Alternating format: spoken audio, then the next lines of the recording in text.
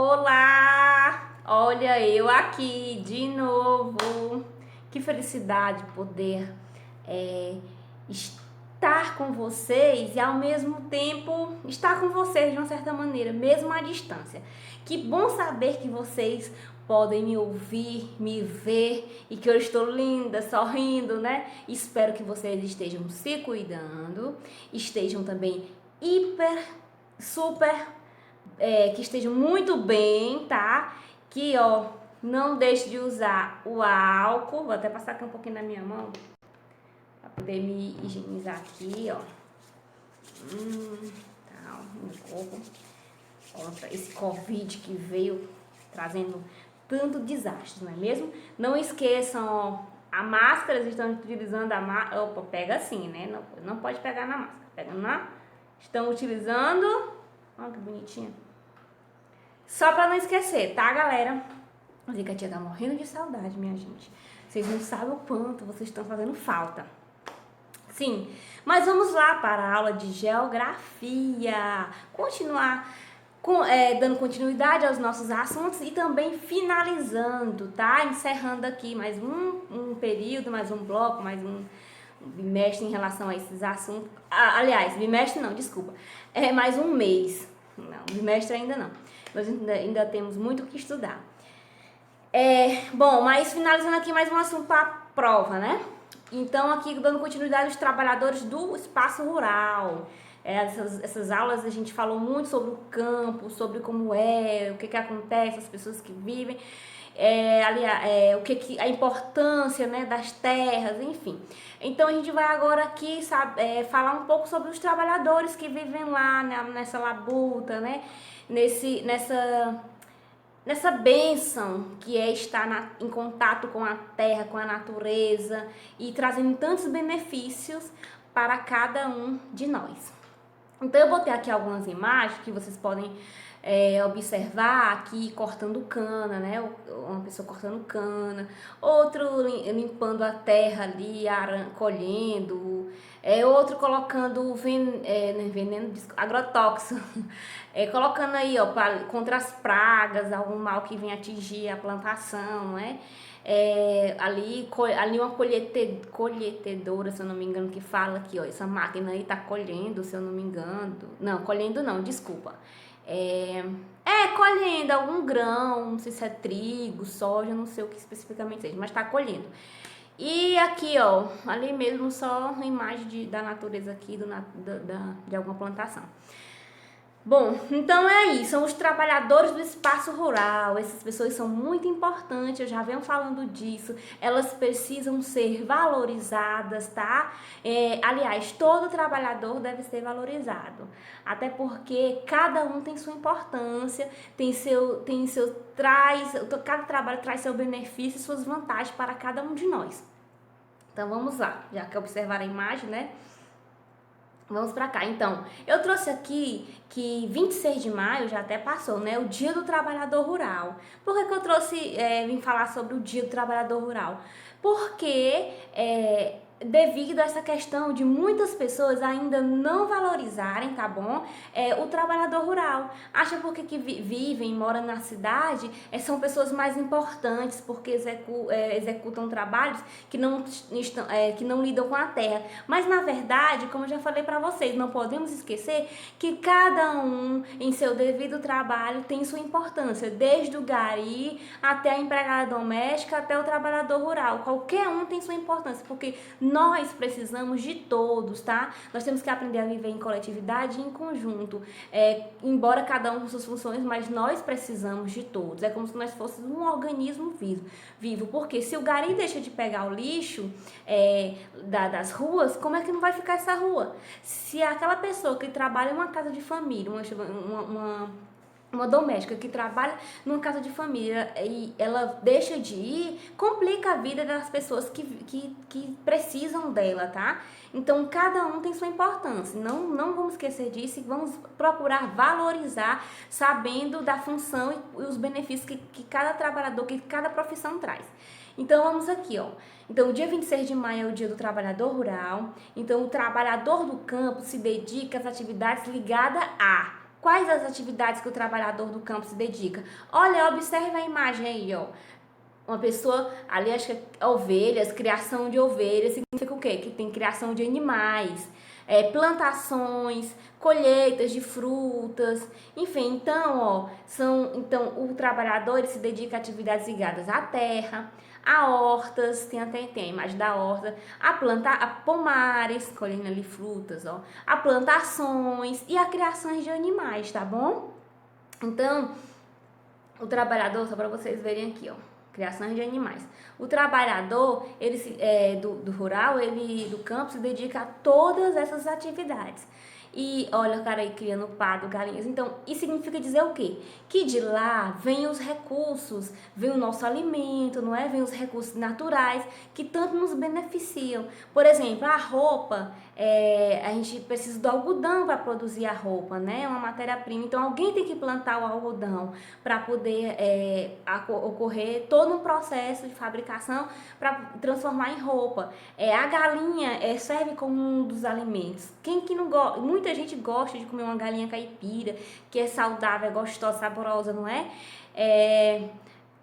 Porco, ovelhas, a vaca que precisa, que a gente tira o leite, enfim, tudo, porque a nossa vida, a nossa sobrevivência está onde? Na natureza, não é isso? Então, por isso que é importante a gente saber cuidar da natureza. Eu vivo repetindo isso. Então é isso aí. Então vamos lá, só repetindo para não esquecermos as atividades ligadas ao campo. O trabalhador se dedica a quais atividades? A terra, hortas, pomares, plantações e criações de animais. Vamos lá. Então, o que eu trouxe de interessante? Eu trouxe aqui uma reportagem, vamos dizer assim, mostrando a história de um casal, e esse casal vai representar tantos outros que vivem no campo, tá bom? A história deles, como é que eles vivem lá, a importância que tem para eles estar no campo, ali colhendo, lidando com a terra. Então, eu trouxe aqui pra gente ver. Por que eu trago esses vídeos? Eu gosto de sempre ter um vídeo, sempre ter uma música nas minhas aulas. Porque pra gente aprender, é muito bom se a gente escuta, a gente aprende também, claro, né? Mas se a gente pode escutar e pode ver, a gente aprende muito mais. Porque a gente vendo vai fixando ali na mente, não é? A gente vai tendo uma noção de como como é que ocorre o processo. Por isso que eu sempre gosto de trazer pra gente, porque até bom, não fica chato, né? Pra gente ter uma noção realmente, como se a gente estivesse na prática. Porque infelizmente nós não podemos ir a uma horta, se nós estivéssemos em aula, eu poderia até ver se houve essa possibilidade, né? Mas como estamos à distância, então fica complicado. E aí, quem nunca foi numa horta, só ouve falar, mas nunca viu. Então, é importante a gente ver, porque a gente sabe como é que funciona. Então, quando a gente vê, a gente aprende mais, né? Então, vamos lá, aqui, ó, observem, fiquem atentos à reportagem aqui, o que o cara vai contar a história de um casal e eles vão falar um pouco pra vocês como é a vida deles lá, o que eles fazem pra gente, né, ter mais conhecimentos. Na última sexta-feira foi comemorado o Dia do Trabalhador Rural. E os agricultores contribuem para construir a riqueza do nosso país. Eles produzem algo que a gente precisa todos os dias, que são os alimentos. Na reportagem a seguir, a gente acompanha um pouco da história do seu Joaquim e da dona Leonor. Eles abastecem a feira virtual Bem da Terra, uma reportagem que a gente abordou aqui no programa na semana passada. Desde sua origem, o Brasil é um país que tem a agricultura e a pecuária como base da economia. O surgimento de novas tecnologias para aumentar a produtividade no campo causou a impressão de que o trabalho manual seria extinto. Mas a verdade é que nada substitui o suor e a dedicação daqueles que trabalham de sol a sol para garantir a produção agrícola. É um trabalho árduo e fundamental, que ainda é a fonte de renda de muita gente. De acordo com dados do IBGE, quase 16 milhões de brasileiros são trabalhadores rurais. Eles são responsáveis por produzir a maior parte do que se vê no prato da população todos os dias. O maior problema é que a maioria deles está em contato direto com os agrotóxicos. Mas ainda é possível encontrar muitas famílias que não abandonaram o campo e continuam produzindo a moda antiga. É o caso do seu Joaquim e da dona Leonor. Ele, um homem do campo, ela, uma moça da cidade. O amor do casal fez com que ela também viesse para o meio rural. Hoje, os 2 hectares arrendados recebem cuidados diariamente. Aqui, máquinas e produtos químicos não têm vez. A rotina começa cedo e tudo é feito a partir daquilo que a natureza pode fornecer. Em 4 da manhã a gente acorda, que é a hora de ligar a irrigação. Arar, a gente ara com cavalo e vem o plantio como antigamente. Então é um trabalho que começa quando o sol se levanta, a gente já tá. E quando o sol vai deitar, a gente ainda fica, né, na lavoura. No campo não existe crachá e nem cartão ponto. Mas o expediente tem hora para começar e a responsabilidade é imensa. Principalmente no caso de famílias que, assim como este casal, se compromete a produzir alimentos saudáveis. Muitos pesquisadores e produtores apontam que o futuro da agricultura está na diversificação e na produção orgânica. E se perguntarmos para quem está lá, no campo, o porquê de exercer esta profissão, a resposta vem rápido e demonstra um sentimento compartilhado por quem tem amor pelo que faz. Saúde, o amor que eu tenho, né, a produção é o meu marido, né, e alegria que eu não tinha na cidade. Tem gente que pensa a agricultura é muito difícil, não é. É só ter dedicação e amor que tudo a gente consegue.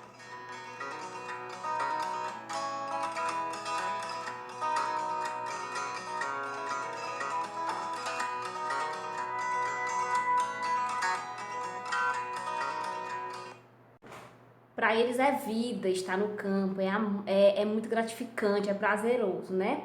Então vamos aqui. Tipos de trabalhadores do campo, tá bom?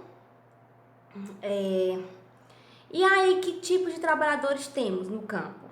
Aí eu botei aí, ó, um cara, um senhor aí com vários animais, parece ser uma fazenda, um sítio, não sei. E aí tem outro ali que tá ajudando, tá colhendo, né? Ali arando ali, colhendo não, arando. Embaixo aqui arando a terra e os outros estão ali plantando, limpando manualmente, né? Com enxada, com foice, enfim. Então é o seguinte, os tipos de trabalhadores do campo. Nós temos o proprietário, o arrendatário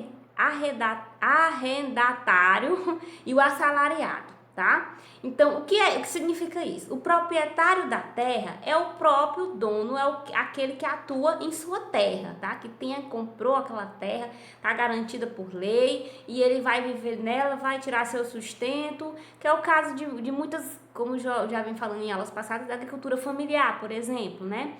Nesse caso aí eu botei, então nós temos o próprio dono que atua. Aí eu tenho eita, nome difícil que a tia não tá conseguindo. Arrendatário, que é aquele que aluga a terra de terceiros, tá? Que é isso? Como assim alugar terra de terceiros? São pessoas que elas gostam de trabalhar com o campo, com a terra, na roça e que não teve a condição e a oportunidade de ter uma terra para ela, tá? Porque terra é caro, viu, gente? Então, o que acontece? Como ela não teve a condição, mas tem outra pessoa que tem uma terra e que nessa terra não tá produzindo nada, tá bom? Tá lá a terra improdutiva, tá só cercada, enfim, tá sem nenhum benefício, sem nenhuma utilidade. E aí o cara chega pro dono e fala: rapaz, tu pode me alugar a tua terra? Eu queria plantar um milho, tá? Em época que vai um dia daqui mais a pouco vai ter época de milho, vai ser o milho, tal, colheita do milho, eu queria plantar. Você aluga pra mim, tá? Então eles conversam, entram em um acordo, tá? E aí o dono da terra aluga a terra para outra pessoa que quer produzir naquela terra ali. Aí o que acontece? Eles vão e começam a trabalhar a plantar, ou quando não é plantação, às vezes querem colocar algum animal dentro, tá? Daquele lugar, daquele determinado daquele terreno, para poder, daquela área, né, para poder criar algum animal, às vezes bois, ovelhas, enfim. Aí, só que é por tempo determinado, na maioria das vezes, tá bom? Às vezes não aluga pra vida toda, então tem um período que o cara passa com a terra do outro, alugado. Então, é o arrendatário, tá bom? Aí temos também o assalariado. O assalário lembra de salário, salário lembra de dinheiro.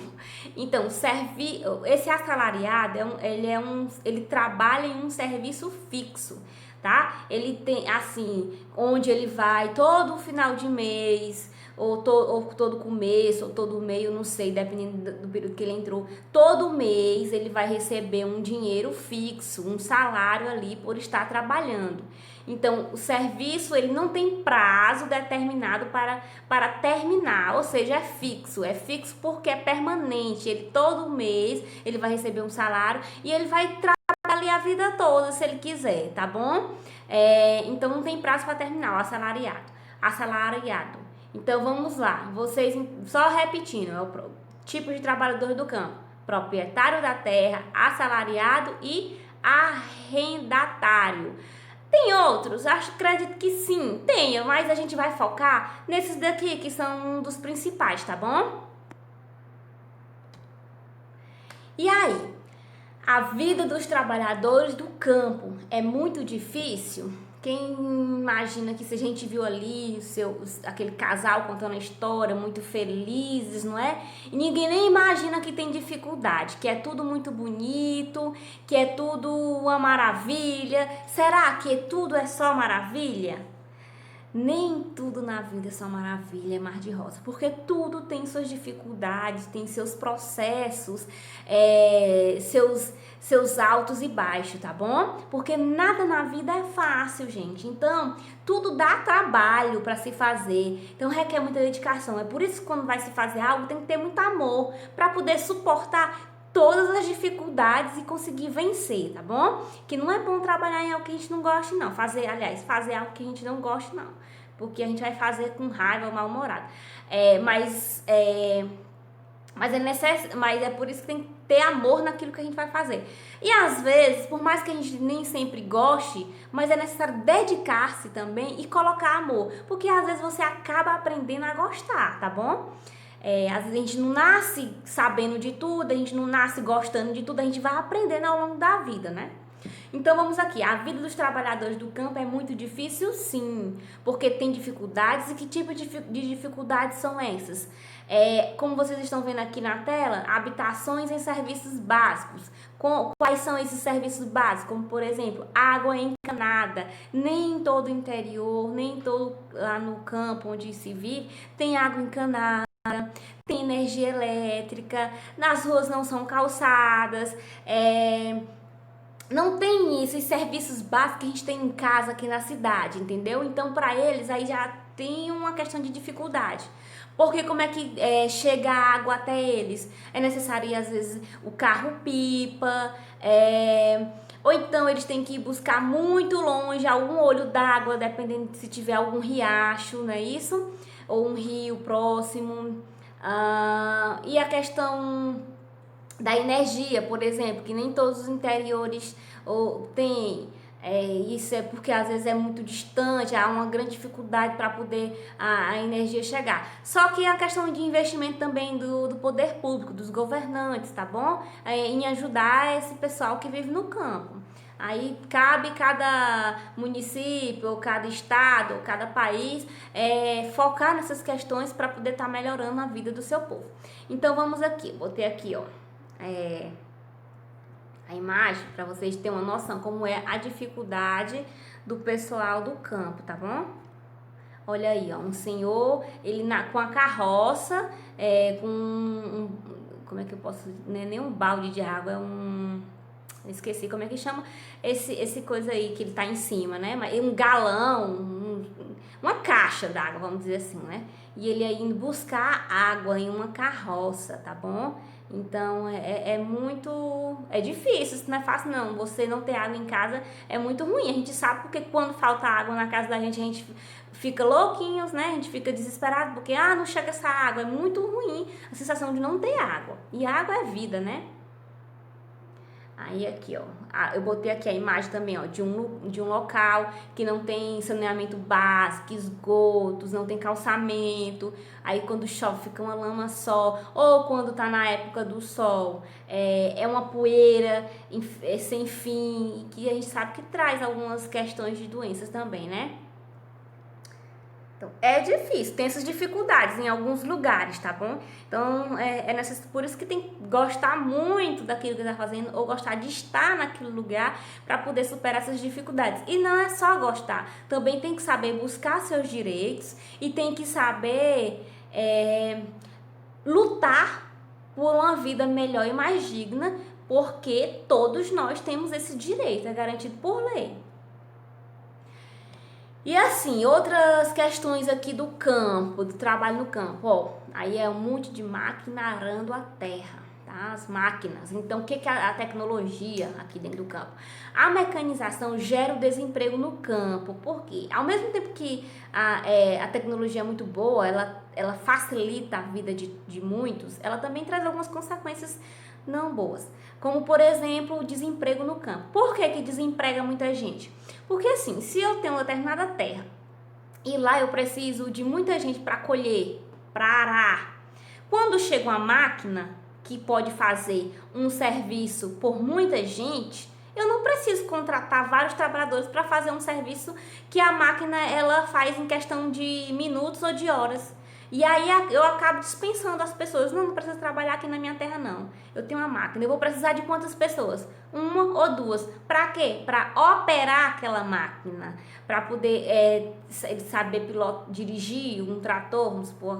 E aí ele comandar um trator e ele arar a terra todinha. Então não precisa. Então isso aí acaba provocando desemprego. As pessoas necessitam de sobreviver. Aí uma das consequências é o êxodo rural. As pessoas saem do campo também para ir morar na cidade, porque não tem emprego lá no campo e não tem condições de sobreviver, vai para a cidade, aquela questão que a gente falou na aula passada. Então a mecanização também é um dos fatores que ajuda a gerar o desemprego e ajuda a causar o êxodo rural, tá bom? E aqui, ó, crianças deixam de estudar para ajudar a família. Ou crianças deixam de estudar. Nós sabemos que no campo a questão da escola ainda deixa muito a desejar. Nem todo interior tem escola.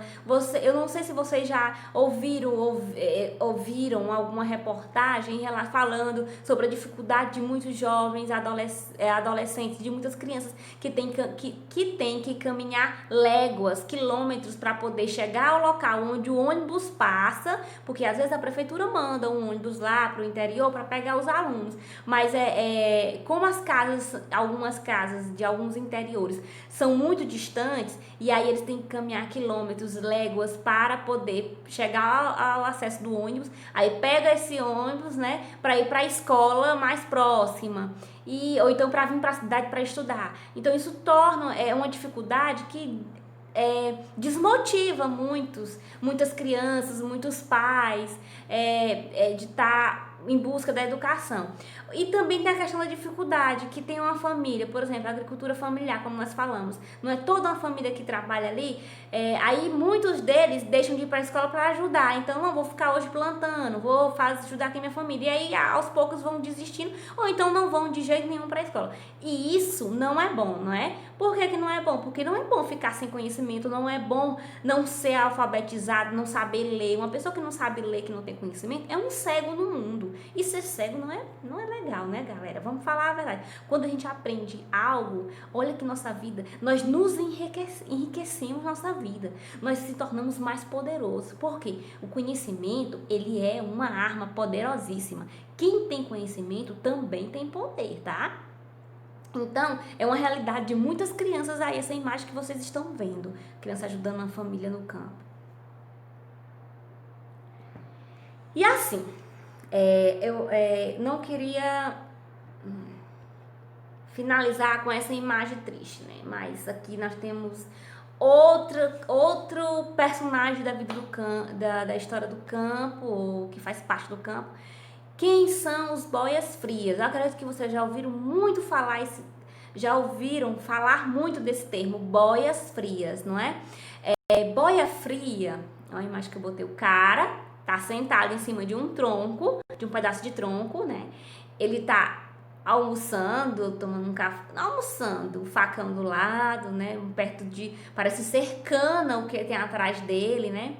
Então, assim, quem são eles? O que significa boia fria? O que é isso? Boia fria, aquele que trabalha na zona rural. Todo mundo que trabalha na zona rural é boia fria? Não, a gente viu lá os tipos de trabalhadores, né? Mas é aquele que trabalha na zona rural sem vínculo empregatício ou sem garantias de permanência no serviço. Por exemplo, o que é isso? Vínculo empregatício. É aquela pessoa que não tem um emprego fixo, é aquela pessoa que não foi contratada por uma empresa para trabalhar e todo mês ganhar seu salário certo, tá? Ela não tem vínculo com empresa nenhuma, posso dizer, não tem vínculo com nada. É como se fosse uma pessoa que pra ele ganhar algum dinheiro, ele tinha que trabalhar por dia, vamos supor assim, o diarista. Ele só ganha se ele trabalhar, entendeu? Se ele passar um dia sem trabalhar, ele não ganha. Que é diferente de quem tem um emprego fixo. Aquele que tem um emprego fixo, ele ganha por mês, mensalmente. E aí, se ele adoecer, por exemplo, ele tem algo que garante ele o período que ele está doente. Se um boia fria adoecer, ele não vai trabalhar. Se ele não vai trabalhar, ele não ganha, entenderam? Trabalhador que traz a refeição de casa para se alimentar no lugar em que trabalha. É o boia fria. Ele traz a refeição de casa para se alimentar lá no local de trabalho, porque ele passa o dia todo no trabalho. E lá no trabalho não tem ninguém que ofereça comida para ele não, e nem tem onde ele comprar. Por que o termo boia fria? Olha aí a ligação da alimentação com o nome boia fria. Boia fria quer dizer assim, é porque como ele traz a comida lá, como ele leva a comida para se alimentar no trabalho, então quando chega meio-dia, a hora dele almoçar, ele vai comer e já está fria a comida. Por isso aí um termo boias frias, tá? Porque devido a esse processo de levar a alimentação e comer frio. Então, não esqueça que é uma pessoa que é um trabalhador da zona rural, tá? Que trabalha na zona rural, mas que passa por muitas dificuldades, porque não é legal almoçar com a comida fria. Tem gente que gosta, né? Mas não é muito bom, não. É bom ela na hora, quentinha, fresca, né? Feita ali. Eles geralmente trabalham mais na questão do corte de cana, tá? Cortando canas, e aí é no sol, viu? Tanto por isso que vocês veem essa questão, a imagem aí, todos de mangas compridas. Por quê? Para não queimar a pele. Porque se eles não se protegerem do sol, o sol é bom, mas ele queima, tá? Se ficar exposto por muito tempo. E aí precisa da proteção, de um protetor solar, de mangas compridas, aí eles botam um chapéu, enfim, ou um boné para poder, toda uma questão de proteção. Então, o trabalhador, e geralmente esses trabalhadores, os boias frias, eles vêm na maioria das vezes de outros estados. Quando eles vêm de outros estados, eles são chamados, é um apelido, né, de andorinhas, tá? Andorinhas. E aí, quando vocês ouvirem esse termo, vocês já sabem, relação a boias frias, quando alguém vê alguém chamando uma pessoa de andorinhas.